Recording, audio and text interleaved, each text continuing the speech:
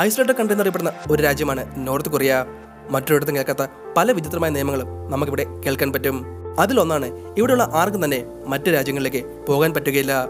മാത്രമല്ല ഗവൺമെന്റിനെതിരായി സംസാരിക്കുകയോ പ്രവർത്തിക്കുകയോ ചെയ്താൽ അവരെ പബ്ലിക് എക്സിക്യൂഷൻ ചെയ്യും.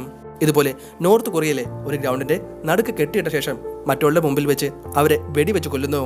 2011 ഗവൺമെന്റിനെതിരായി സംസാരിച്ച 27 പേരെയാണ് കിം ജോന്റെ നേതൃത്വത്തിലുള്ള ആർമി വെടിവെച്ച് കൊന്നത്.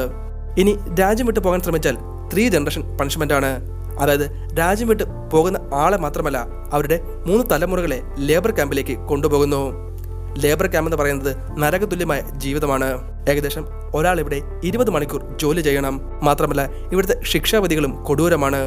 ഭക്ഷണമാണെങ്കിലോ വെറും ചോളം മാത്രം. ഇവിടുത്തെ വിചിത്രമായ നിയമങ്ങളെക്കുറിച്ച് പറയാനാണെങ്കിൽ ഇനിയുമുണ്ട്. ഇതിന്റെ പാർട്ട് 2 വേണമെങ്കിൽ കമന്റ് ബോക്സിൽ പാർട്ട് 2 എന്ന് മെൻഷൻ ചെയ്യുക.